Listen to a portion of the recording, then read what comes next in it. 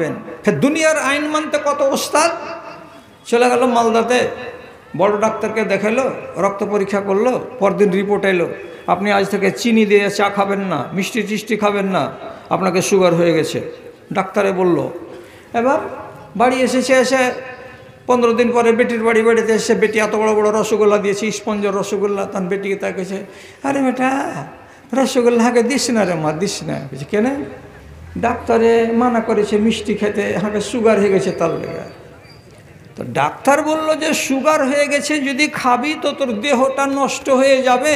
তখন এমন করে মানলো যে সুগারকে ছেড়ে দিলে তো চিনি দিয়া চাও খাবে না, তো এটা খেয়ে নিলে তোমার শরীরটা যেত। আর আল্লাহ তাআলা বললেন তুমি মদ খেও না, যদি মদ খাও তো তোমার ঈমানটা চলে যাবে। তাহলে আপনাকে বিচার দিছি, ঈমান চলে যাওয়াটা আপনার কাছে ভালো না শরীরটা চলে যাওয়া আপনার কাছে ভালো? কোনটা বেশি দামি? আপনার ঈমানটাকে বাঁচানোটা দামি না শরীরটাকে বাঁচানোটা দামি? আপনি যদি বলেন ঈমান বাঁচানোটা দামি, তো আল্লাহর কথার প্রতি সমর্থন দিয়ে মদটাকে ছেড়ে দেওয়া উচিত ছিল। কিন্তু ওই আপনার কোন বাপ বলল কি যে সুগার হয়ে গেছে চিনি খাবি না, তো বাপের কথাতে আপনি একদম সাবধান যে না চিনিতে মুখই লাগাবো না। আর কত আপনি নাপাক ইনসান যে আল্লাহর কথাকে ছেড়ে দিয়ে দুনিয়ার গোলামগুলোর কথাকে মানতে আপনি রাজি আছেন। বাহ, কি চমৎকার ঈমানদার। আল্লাহ তাআলা ফজরের টাইমে আজান দিচ্ছে মসজিদে, তো ওকে বলছে খায়রুম মিনান নওম, শুধু এই নমাজে আছে আজানে, আর অন্য আজানে নাই। কোনটা আছে? আসসালাতু খায়রুম মিনান নওম।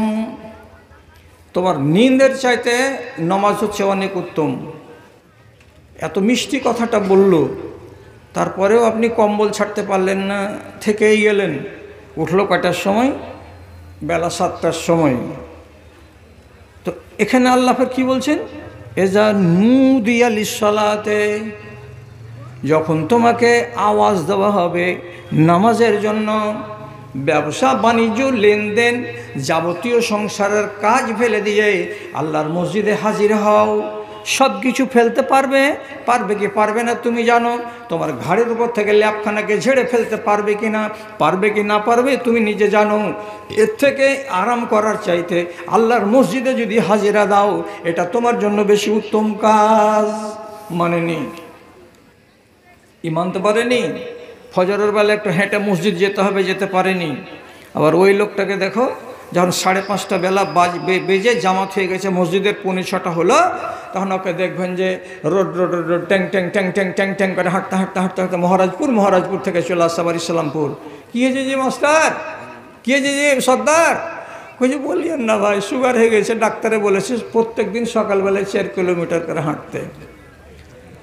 তো আমি তখন ওই মানুষটাকে কী জবাব দিব? তোর কোনো বাপ মাওলানা বলেনি যে একটু হাঁটতে হাঁটতে মসজিদ যা, যে এরকম উঠবি আর নিচে হবি আর কোমরটাকে দু বাড়াবি, একবার সিজদাতে যাবি, একবার উঠবি, একবার এই করবি ওই করবি, এতে তোর ওয়ার্জিশ করা হবে, ব্যায়াম করা হবে, তো তোর সুগারটাও কমবে আল্লাহর দয়াতে। এই জন্য নমাজটাকে 5 রকম 4 রকম 6 রকমের ভঙ্গিমাতে আপনাকে আর আমাকে পড়তে বলছে। উঠ বস করো, আর 4 রাকাতের জায়গায় 6 রাকাত সুন্নাত পড়ো, কোমরকে বাঁকাও, হাতকে কুদাও, একবার সিজদাতে কপাল ঠেকাও, একবার উঠো, একবার বসো। এ করতে গেলে তোমার সুগার কমতো। ওদিকে ঠন বেজে যাবো না। এখন সুগার হয়েছে, আর বাপ ডাক্তার কহেছে হাঁটো 4 কিলোমিটার, এখন তখন হাঁটছে। হাঁটো, তোমাকে বললো মসজিদে যেতে, তুমি হাঁটতে পারবে না। এখন তোমাকে আল্লাহ রাব্বুল আলামিন যেটা দিয়েছেন সেটা করো, সকাল বিকাল জানোয়ারের মতো করে, মানুষের মতন করে নয়। যেহেতু আপনি নমাজকে ছেড়ে দিয়েছেন, এখন হাঁটতে হবে। দুনিয়ার আইনকে মানে। বাসে উঠছে একটা মানুষ, তো বাসের সাইডে লেখা আছে পকেট মার হইতে সাবধান। তখন 5,000 টাকা লিয়া জমি রেজিস্ট্রি করতে যাচ্ছিল, ওইটা পড়ে নিয়েছিল। তার ভিতরে ভালো কথা লেখা আছে, তা বারে এমনি করে লুককে টিপে দেখছে টাকার যেন ভিত্তিতে ঠিক থাকে। আর একবারকে ববল দেন করে চেপে থাকছে, পকেট মার হইতে সাবধান। টাকা যদি বেরিয়ে যায় পকেট থেকে, আমার সত্যানাশ হয়ে যাবে। তখন টাকাটার হেফাজত করার জন্য ঠিক নামো পকেটে আছে কিনা, আন্ডার প্যানে আছে কিনা, লুকিয়ে টিপে দেখছে। তো এখানে তোমাকে বলা হলো পকেট মার হইতে সাবধান, নাহলে 5,000 টাকা চলে যাবে। এখন যদি তোমাকে বলা যায় ওই লোকটাকেই যে পকেট মার হইতে সাবধান, এটা তো তুমি খুব মেনে নিলা। এবার তোমাকে যদি বলি তোমার ইমানকে লুটছে ইবলিশ শয়তান। ইবলিশ শয়তানের চক্রান্ত থেকে সাবধান। কি করে লুটবে?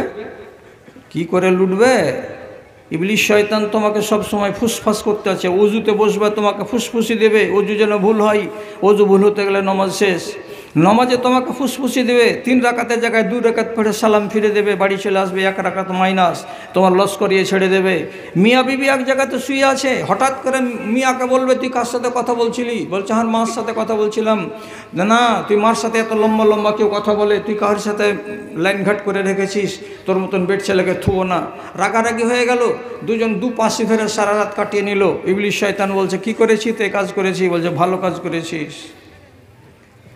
কোন জায়গাতে লেগে নেই আপনার পিছনে? তখন আপনি ইবলিশ শয়তানের চক্রান্তকে বুঝতে পারছেন না, নিজেকে সাবধান করতে পারছেন না। হ্যাঁ, একটা আমের গাছ লাগিয়েছে, শামসিহাট থেকে নিয়েছে, তো সকালবেলায় পাতে পানি ছিটেছে এমনি করে। পোতা বলছে দাদু পাতে কেন পানি দিছিস? যে লয়া গাছবে, পাতে যদি পানি না দিস তো সামলাতে পারবে না রোদ। আর ওর গোড়াতে জল দিছে সকালে সকালে, প্রত্যেকদিন সকালে জল দিছে। আমি বলছি এ খেপা, এই ফলের গাছটা বড় হতে হতে তুই কবরে চলে যাবি, তুই আম খেতে পাবি না, তোর বয়স চলে গেছে, কাটাই মালে পড়ে গেছিস। তুই যে গাছের গোড়ায় জল দিছিস তো তোর সুক্ষা ইমানের গোড়ায় তুই জল কবে দিবি? আহমুক, তোর যে ইমানের গাছটা মরা ইমানের গাছের তলাতে কিবারের দিন তুই রস ঢালবি আর কিবারের দিন তুই পানি দিবি, তোকে খেয়াল নাই? কিছু ওগুলা কথার প্রতি আমার নজর নেই। ভাই ওয়াজ শুনবেন, 4টা হাদিস বলছি, এতেই আপনি যদি কহেন ফজর ঠেকিয়ে দেন তো আমি ঠেকিয়ে দেবো, যদি বলেন 1.5 ঘন্টাতে ছেড়ে দেন তো ছেড়ে দেবো। 4টা মাত্র হাদিস আপনাকে বলছি। এই 4টা হাদিসের ভেতরে 1 নম্বরটা শুনেন। রাসূলুল্লাহ বলছেন আল মুমিনুনা হাইয়্যুনা ওয়ালাইয়্যুনা কাল জামালিল আনফে। মুমিন কাকে বলা হয়? মুমিন কার নাম? নবীজি বলছেন এমন একটা উট যে উটটার নাকে ছিদ্র করে দিয়ে দড়ি ঢুকিয়ে দেওয়া আছে কিংবা লোহার কড়া লাগানো আছে, আর সেই লোহার কড়াতে লম্বা সুতা দেয়া আছে। ওই সুতাটাকে ধরে তার মালিক যেদিকে যেদিকে টানবে সেদিকে সেদিকে যাবে। তার মালিকের উল্টো নিজে হুজ্জতি করে আর একটা দিকে উটটা যাবে না, আর একদিকে হাঁটবে না। কার নাম বলছে? এমন একটা উট যার নাক ছেদ করা আছে, দড়ি লাগানো আছে, হাতে ধরে আছে কে? তার রাখাল। আবার কি ওয়াইজা ইস্তানাখা আনাখা আলা সাখরাতে। ছেলেটা যদি বলে এই একটা গরম পাথরের উপরে উট তুই বসে যা, উটটা বলে হ্যাঁ মালিক বসে গেলাম, তুমি আমাকে বসতে বলছো। ওয়াইজা কাদা, যখন উটটাকে ধরে টানবে, উট তোকে যেতে হবে, তখন ওই মালিকের কথা শুনে কোনটা তো 4 কুইন্টালের উটটা উঠে যায়, আর মালিক যেদিকে সুতা ধরে টানে সেদিকে যায়। এই উটটা যেমন করে স্বভাব, এই রকম স্বভাব যার হবে সেই লোকটাকে বলা হয় মুমিন। তোমাকে আল্লাহ বসতে বলছে বসে যাও, তোমাকে আল্লাহ খাড়ো হতে বলছে হয়ে যাও। 30 কিলো মাংস বেশি হয়ে গেছে, 200 টাকা কিলো, সম্ভব হলে আপনারা কিনে নিতে পারেন। হয়তো মশলা লাগানোই আছে নাকি? মশলা লাগা আছে, রান্না করা আছে, তো রান্না করা আছে, কত লাভ। রান্না করা মাংস 200 টাকা করে কিলো। আপনারা যারা যারা ইচ্ছুক নিয়ে নেবেন, তাহলে এটা 2টো লাভ হবে। আপনার লাভ হবে একটা, আর মসজিদের লাভ হবে এটা যে মাংসটি কিন্তু নষ্ট হবে না। ভাই খেয়াল করলেন কথার দিকে? যদি পারেন তো কাজটা করবেন। তাহলে কি বললাম? ওই উটটার মতো যার নাকে দড়ি দেওয়া আছে, মালিক যেদিকে টানবে সেদিকে যাবে। মালিক যদি বলে বস তো বসে যাবে, মালিক যদি বলে উঠ তো উঠে যাবে। উটটার যে স্বভাব, যদি একজন মুসলমানের ওই স্বভাব হয় তাহলে এ লোকটার নাম মুমিন। আপনারা বলবেন সালা টেढ़া টেढ़া হাদিস তুমি শুনেছো জি, সোজা সোজা করে হাদিসগুলা শোনাও না। তা হাদিসটা তো খুবই সোজা আছে। আপনাকে যদি আমি খালি বলি, এই কথাটা যদি খালি বলি, মাথাটাকে খুলে দিয়ে গলাটাকে সম্পূর্ণ উলঙ্গ করে দিয়ে হাড়খানা গলাতে আছে সেটাও দেখা যাচ্ছে, এমন একজন নারী, সে যদি হাঁটতে হাঁটতে হাঁটতে হাঁটতে চলে যায় উত্তরপাড়ায়, কার বাড়ি? তো সর্দারের বাড়ি। কেন? তো আমাদের নিমন্ত্রণ আছে দুপুরবেলায় ভোজ খাবো বলে। আপনি বলেন তো কোনো একটা মেয়ে ছেলেকে কি আল্লাহ রাব্বুল আলামিন বা তার নবী এরকম মাথা খোলা এবং ঘাড়টাকে খোলা, উপরে কোনো আবরণ নেই, গলা দেখা যাচ্ছে, এই রকম পোশাক পরে যাওয়ার জন্য কোনো কোরআন মাজিদের কোনো আয়াতের ভেতরে নির্দেশ করেছেন? কোনো আল্লামা, কোনো মাওলানা এদেশের আছে কেউ দেখাতে পারবে? পারবে না। তাহলে ওই মা খালাটা কি ওয়াজ শুনেনি যে আমার মাথা ঢাকাটা ফরজ? ওই মা কি ওয়াজ শুনেনি আমার গলা ঢাকাটা ফরজ? সূরা নূরে আল্লাহ তাআলা বলেছেন কি, তোমার লাল লাল ঠোঁট, তোমার চোখে সুরমা দেওয়া, তোমার মুখটাতে ফেয়ার অ্যান্ড লাভলি লাগানো, সবই জায়েজ আছে, সবই তুমি জিনাত করো, তোমার জন্য এগুলো একটাও হারাম নয়। কিন্তু রব্বুল আলামিন বলছেন সূরা নূরের ভেতরে, এই ঠোঁটের লাল রং এবং তোমার চোখের সুরমা কে দেখতে পাবে? তো আল্লাহ তাআলা নিজে বলছেন তোমার স্বামী দেখতে পাবে 1, তোমার স্বামীর বাপ দেখতে পাবে 2, তোমার বাপ দেখতে পাবে 3, তোমার নিজের ভাই দেখতে পাবে 4, এবং তোমার নিজের বেটা যদি থাকে বড় তো সেও দেখতে পাবে 5, এবং তোমার বাড়িতে যদি নাবালক ছেলে থাকে, বেটা ছেলে যে কাজ করে, তো সে ছেলেটা বেটা ছেলে দেখতে পাবে। এই 6 জন লোক দেখতে পাবে তোমার লাল ঠোঁট এবং তোমার চোখের তোমার কপালের টিকলি, তোমার ফেয়ার অ্যান্ড লাভলি আর তোমার চোখের সুরমা। এই 6টা লোককে বাদ দিয়ে পৃথিবীর কোনো মানুষ দেখতে পাবে না, দেখতে পাবে না, দেখতে পাবে না। এটা কানুন দিয়ে বাঁধা আছে। কাকে? মেয়ে ছেলেকে। এখন আপনি বলেন উত্তরপাড়ার বেটি ছেলে কয়টা লোক এরকম মেয়ে ছেলে মানার মতো আছে? ও যদি বলে যে হ্যাঁ আমি মানি, জোর করে বলছি ওই বেটি ছেলেটা মুমিনা। আর যদি করে কি 250 টাকা খালি ঠোঁটের লালটার দাম, যদি একটু বাহিরের লোককে না দেখাবো তো আমি অত টাকা দেখে নে কিনবো, 15 টাকার গালা কিন্তু। তো তুমি যদি এইটা মনে করো যে গালাকে আমি দেখাবো, আর তোমার গা দিয়ে যদি খালি সেন্ট বেরোয়, সেন্ট তোমার গায়ের গোড়া দিয়ে যে হাঁটছে, আমি হাঁটি আর কোনো ভাই হাঁটে আর কোনো ভাই হাঁটে, তোমার গা থেকে যদি শুধু সেন্ট পাওয়া যায় যে তুমি কোনো রকমের সেন্ট ব্যবহার করেছো, এক্সপ্রে গায়ে লাগিয়েছো, তো তাহলে রাসূলুল্লাহ বলছেন তোকে আগে বোঝানো হয়েছে মুমিন কার নাম? যে আল্লাহর আদেশের সাথে দড়ি লাগানো আছে, এই দড়ি ধরে যেদিকে আল্লাহ টানবে সেদিকে যাবি, যেদিকে টানবে না যাবি না। তো মানা যে করা আছে মেয়ে ছেলে পিলে আতর ব্যবহার করতে পারবে না, তারপরেও যে আতর ব্যবহার করেছো তো তোমার পরিচয় কি? বলছে আমি মুমিন বেটি ছেলে, মুমিন নয়। রাসূলুল্লাহ বলছেন আইয়ুমা ইমরাতিন ইস্তাতারাত সুম্মা খারাজাত লিতাজিদান নাস মিন রিহিহা ফাইন্নাহা জানিয়াতুন। কোন একটা মেয়ে ছেলে যদি এক্সপ্রে গায়ে চাপায় কিংবা সেন্ট মেখে নিয়ে বাড়ি থেকে সেজে কুজে বের হয়, আর তার গোড়া দিয়ে কোনো পুরুষ লোক যদি গত হয়, আর পুরুষ লোকটা যদি এমনি করে নাক চেড়ে চেড়ে শুঁকে আর বলে আহারে কত মিষ্টি সেন্ট চলে গেল, আহারে এর গোড়াতে যদি যাচ্ছি তো মনে হচ্ছে ফুলের বাগান দিয়ে আমি হাঁটছি, এরকম যদি কেউ বলে, তো তুমি যত বড় ঘরের বেটি হও না কেন, তোমার পরিচয় চৌধুরীর বেটি নয়, তোমার পরিচয় হাজী সাহেবের বেটি নয়, তোমার পরিচয় এমএলএর বেটি নয়। রাসূলুল্লাহ পরিচয় দিয়ে বলছেন ওই বেটি ছেলেটা হলো রান্ডি, বেটি ছেলেটা হলো বেশ্যা। এখন যদি তুমি মানো তো মুমিন, আর যদি তুমি না মানো তাহলে মুমিনের সীমানা থেকে খারিজ। এখন এই রকমের কানুন আপনার নামে লেখা আছে। কি লেখা আছে? ওয়ালা তানহারহুমা ওয়াকুল লাহুমা কাওলান কারীমা। বাপ আর মা যদি বুড়া হয়ে যায়, বিশেষভাবে বাপ মা যদি বৃদ্ধ হয়ে যায়, তাহলে বাপ মার সঙ্গে তোমাকে সদ্ব্যবহার করতে হবে। ওয়ালা তানহারহুমা, বাবা মাকে নাক ঝাড়া দিয়ে দাঁত ঝাড়া দিয়ে কথা বলা যাবে না, এবং তাদের সঙ্গে ঝগড়া করা যাবে না। তাদেরকে 60 বছর বয়সে জুদা করা যাবে না। মাকে 60 বছর বয়সে লকড়ি ঘাঁটিয়ে হাত পুড়িয়ে রান্না করতে বাধ্য করা যাবে না। বাপকে বাজার করতে যেতে হবে এমন তুমি সিচুয়েশন তৈরি করিও না। বাপেদের সেবা করো, মায়ের সেবা করো, সাথে করে নিয়ে রাখো, বুড়া আর বুড়ির এহতেরাম করো, ওরা যেন তোমার কাছে দুটো দানা পেয়ে তোমার বাড়িতে থেকে আরামের সঙ্গে মরতে পায়। আল্লাহ তাআলা বলছেন সূরা বনী ইসরাঈলে। এখন আপনি আপনার বাপকে 60-65 বছর মা আর বাপের বয়স, আর তোমার বয়স হলো কত? তো 30 বছর। তোমার বউটার বয়স হলো 25 বছর। মাত্র তোমাদের 2টা ছেলে, একটা বেটা একটা বেটি। তুমি ট্যাংরার মাছ দিয়ে দেওয়াতে বসে বসে, পুস্তাতে বসে বসে, বারান্দাতে বসে বসে তুমি ভাত খেয়েছো, আর 10 হাত দূরে তোমার মা আর বাপ এমনি করে আলুর সানা দিয়ে মাখছে, আর এত বড় বড় করে এই ছোটো ছোটো করে লোকমা করছে, মুখে দিচ্ছে, খালি চাবাইছে। এরকম সানা দিয়ে ভাত সহজে ললি দিয়ে নামে না। বয়স্ক মানুষ টুকুর টুকুর করে তাকাইছে, একটু যদি মাছ হতো, একটু যদি ঝোল তরকারি হতো, বা আর একটু কোনো যদি একটু সবজি পেতাম তো একটু মন ধরে ভাত খেতাম।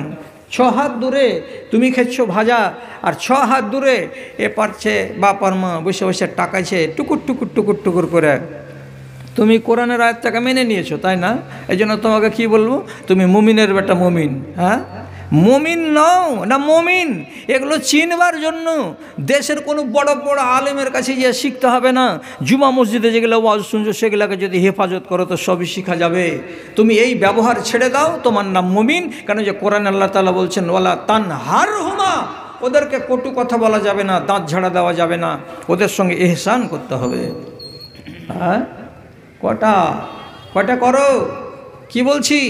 কোরআন মাজিদের এই যে 89 বার কথা বলা হয়েছে, এর ভেতরেই আছে পরিচয় জান্নাতের, এর ভেতরে পরিচয় আছে জাহান্নামের। আপনি যেটা করবেন সেটাই হবে। হিসাব দিয়ে বলি, আল্লাহ তাআলা নবী বলছেন কি, মান আরাদা আনিয়া আলামা মা লাহু ইনদাল্লাহে, কোনো মানুষ যদি বলে মনে মনেই, একবার দেখতে যদি পেতাম আল্লাহ তাআলা আমার জন্য জান্নাতের বারান্দায়, জান্নাতের বাগানে ওখানে কি ব্যবস্থা করে রেখেছেন আমার জন্য, আমার দেখার মন করে।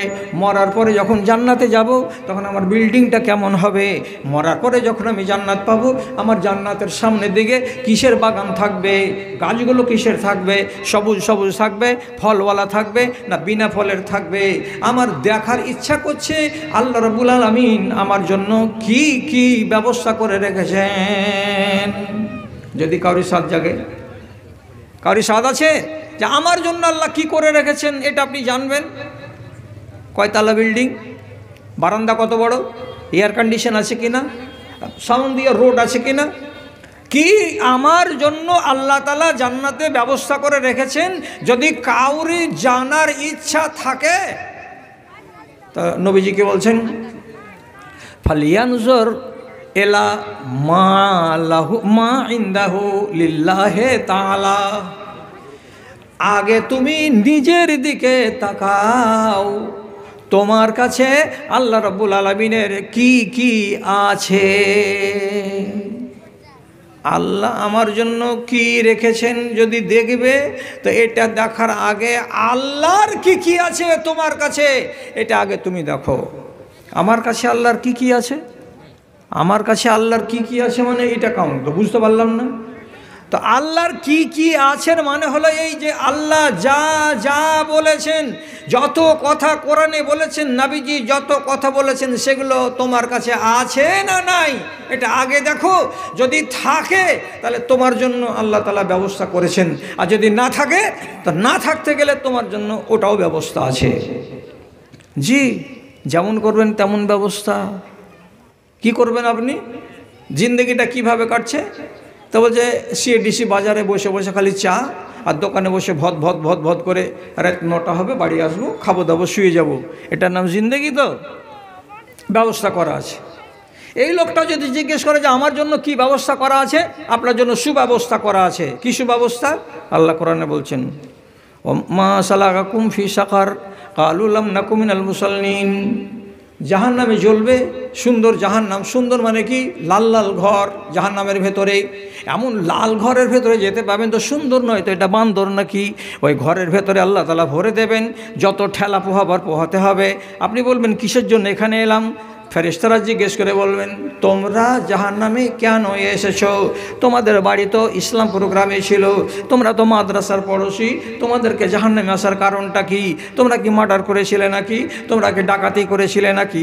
তোমরা কি কাজ করেছিলে অন্যায়? এটা তোমাদের বলো তো। আপনি জবাব দিবেন সেদিন, আপনারা কেউ কেউ জবাব দিবেন সেদিন কি বলে? দেখেন কথার দিকে তাকান, একটা বাহির কথা নয়। লাম নাকু মিনাল মুসাল্লিন, আমি নমাজি ছিলাম না। এবার বেনমাজ যদি কহে এই হেড মৌলানাকে, আমার লাগে কী করেছে আল্লাহ তাআলাজি, একটু কহেন তো মৌলানা। মৌলানা আপনাকে কি বলবে? নমাজ তো পড়ো না, কিছুখানি ধরিনি। এ না ধরার মধ্যে মধ্যে যদি তোমার দম চলে যায় তো তোমার লেগে লাল ঘর তৈরি করা আছে, নতুন করে করতে হবে না, খালি মইরা দেখো গুতান তখনই শুরু হয়ে যাবে তোমার। এটা ঝুট কথা নাকি? হ্যাঁ, কি বলছে? লামনা কুমিনাল মুসাল্লিন, আমি নমাজ পড়তাম না। এক আর একটা কি, কুন্না নাখুজু মাল খায়েজিন, যারা দোকানে বসে বসে ভদর ভদর করে ওদের সাথে আমিও বসে বসে ভদর ভদর করেছিলাম। আর এই করেই আমার দিনটা কেটে গেছে, এ করে আমার রাতটা কেটে গেছে। আমি নমাজি ছিলাম না, আমি শুধু বকওয়াস করার লোক ছিলাম। আল্লাহ রাব্বুল আলামিন আপনার জন্য তাই ব্যবস্থা করে রেখেছেন। এখন একটা লোক, ওর ইনকাম বলে কিছু নেই, কিন্তু একবার পঞ্চায়েতের মেম্বার হয়ে গেছিল। আর দেখুন 1.5 তলা বাড়ি করেছে, 2 তলার আর ছাদ হয় না, কিন্তু মেম্বারশিপ আর নেই। 5 বছর ছিল, এখন কেটে গেছে। তো ছাদ অমনি করে হা করে তাকাইছে। আক্কার বাড়ি দেখে মনে হয়েছে কি যে কত লাখ টাকা কোটি টাকা ইনকাম করার লোক, আর ওপরকার বাড়ি তালা দেখে মনে হয়েছে কি যে এতে ভিখারির বাড়ি, যে ধান হয়নি, ধান বেচবে তারপরে ছাদ মারবে। এই লোকটাকে যদি জিজ্ঞেস, যদি কহে মৌলানার কাছে, সে হাজি মৌলানা আমরা তো মুসলমান মানুষ, মাদ্রাসার পাশে বাড়ি, বছরে 1000 টাকা 2000 টাকা করে চাঁদা দিই, আর দিয়ে তো আমরা এখন দিনদারি করছি, তো আমার জন্য আল্লাহ তাআলা কিয়ামতে কী করে রেখেছেন কিছু বলতে পারা যাবে, জানা যাবে যে আমার ব্যবস্থা কি আছে? ওর জন্য জবাব তৈরি করা আছে। কি? যে মানুষগুলো হারামের মাল খেয়েছে, যে মানুষগুলো হারামের ধনকে ভক্ষণ করেছে, এই মানুষগুলোকে কিয়ামতের দিন আল্লাহ রাব্বুল আলামিন তার বিনিময়ে আগুন ভক্ষণ করাবেন। তারাকে আগুন খেতে হবে।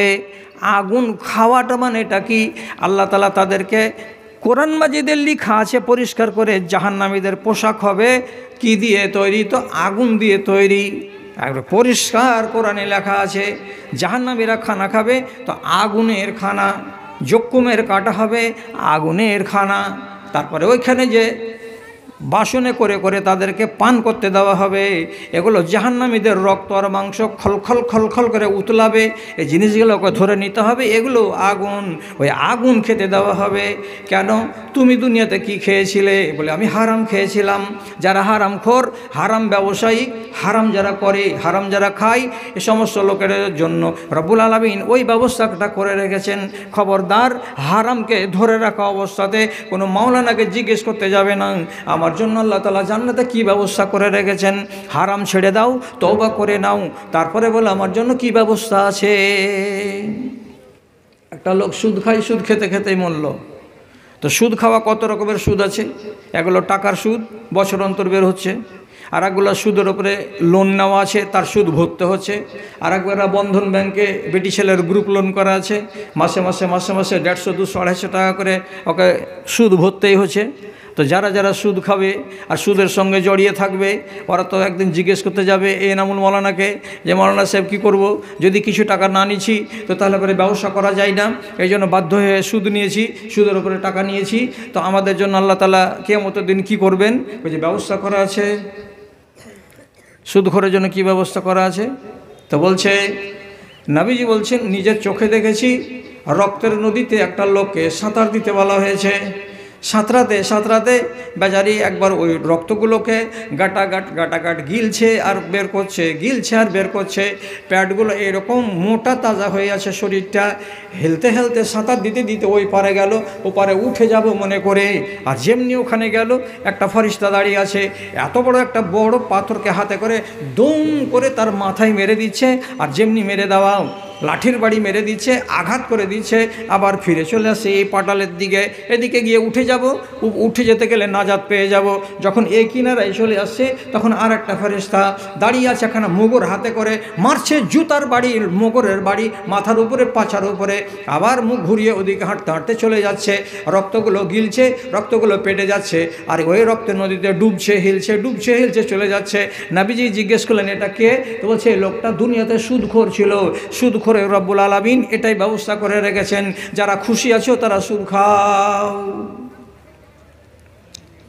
কোন ভেজাল হাদিস আছে? যদি বলেন এগুলো আজ ভাল লাগে না, তো আমি এখন ধরবো যত কবিতা আছে, আমি সব কবিতা বলে চলে যাবো একদিক থেকে, যত আমি লিখেছি আমার জীবনে 56টা কবিতা লিখেছি, এখন সুর ধরে আমি খালি গাজালি গেহে চলে যাব, গাজালি গেহে চলে যাব আপনি যদি বলেন তো। আর যদি বলেন যে না এগুলা হাদিসের কথা, ঝুটা কথা নয়, তাহলে এগুলাই আপনাকে শোনাবো। ভাই মনে মনে ভাবছেন যে ইমানটা পড়ে পাওয়া জিনিস। মা এসা বলছেন নফল রোজাগুলো আমি চৈত্র মাসে রাখতাম বেশি। খালা আবার শুনছো আবার না হেঁটে হেঁটে বেড়েছো? আমার কথা শোনো। মা এসা বলছেন নফল রোজাগুলো আমি চৈত্র মাসে বৈশাখ মাসে বেশি বেশি রাখতাম। একটা হুঁশিয়ার লোককে বলেন তো, চৈত্র বৈশাখ মাসের দিনগুলো বড় হয় না ছোট হয়? বড় হয়। আগলা যুগের লোক পুরানা চেল খাওয়া, বৈশাখ মাসের দিনগুলো বড় হয়। মা এসা বলছেন বৈশাখ মাসের দিনে আমি নফল রোজা রাখতাম। কেউ আমাকে জিজ্ঞেস করলো বৈশাখ মাসের এই কড়া দিনে আম্মা আপনি কেন রোজা রাখছেন? এটা তো দিন বড় হয়। তো ছোট দিন কোন গালা? তো বলছে ছোট দিন হলো জানুয়ারি, ছোট দিন হলো ডিসেম্বর। এই দিনে রোজা না রেখে এগুলো দিনে কেন রোজা রাখছেন? মা এসা বলছেন দুটা লাভ আছে রে বাবা। কি দুটা লাভ? লাভ আপনি তাকান যে লাভ এটা। আম্মা বলছেন লেকুল্লি শাইন এজা রাখাসা সামানহু, প্রত্যেকটা জিনিসে যদি দাম কম হয়, প্রত্যেকটা জিনিস বাজারে যদি সস্তা হয়, তো সস্তা জিনিস গোটা গাঁওয়ালা মিলে লুটালুটি করে কিনতে যায়। আর কোনো জিনিসের দাম যদি বেড়ে যায় তো কিননেওয়ালা অত পাওয়া যায় না। 100টার ভেতরে 10টা 20টা 25টাই পাওয়া যায়। তো আমি কেন এই দিনে রোজাটা রাখছি? জাড়ের দিনে ঠান্ডার দিনে কেন আমি রোজা রাখি না, বা কেন আমি ছোট দিনে রোজা রাখি না? তো আম্মা বলছেন কি এই কষ্টের দিনে যদি আমি রোজা রাখি তাহলে আমার রোজার সওয়াব বেশি হবে। আর আল্লাহ রাব্বুল আলামিন জান্নাতকে বলেছেন সেলার মানে হলো সামান, এবং নবীজি বলেছেন আলা ইন্না সিলআতাল্লাহি গালিয়াতুন, আল্লাহ রাব্বুল আলামিন তার জান্নাতখানাকে দাম বেশি রেখেছেন, আর বেশি দাম দিয়ে কিনতে হবে। যদি ছোট দিনে রোজা রাখি তো গোটা গাঁলাই রাখবে, আর বড় দিনে যদি রোজা রাখি তো সবাই রাখবে না। তার জন্য বড় দিনে রোজা রেখে সব বেশি পাবো, আর আল্লাহর জান্নাতখানাকে কিনতে আমার সোজা হবে। তার জন্য আমি ছোট দিনে না রোজা রেখে বড় দিনে আমি রোজা রাখতাম। আল্লাহর যেটা বিনিময় জান্নাত, এর দাম অনেক বেশি। বেশি দাম দিয়ে কিনতে গেলে আপনাকে একটু সবুরদারির সাথে চলতে হবে, আর নিজেকে হারাম থেকে বাঁচাতে হবে। আল্লাহ কি ব্যবস্থা করেননি আপনার জন্য? একটা মদখোর, মদ না হলে থাকতে পারে না।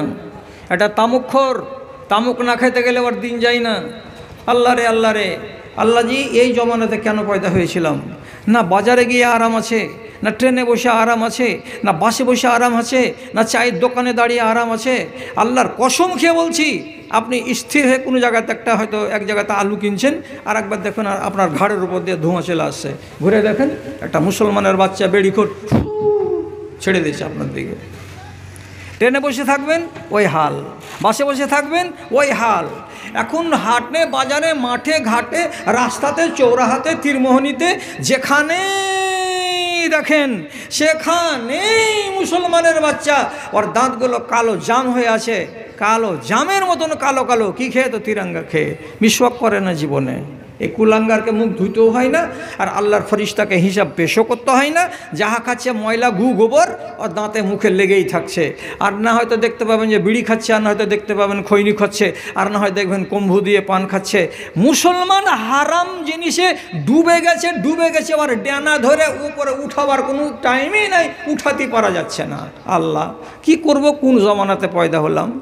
মদখোরি করবে, আর করার পরে বলবে আল্লাহ রাব্বুল আলামিন আমার জন্য কি ব্যবস্থা করে রেখেছেন। তো কি জবাব দিবে মৌলানা এনামুল?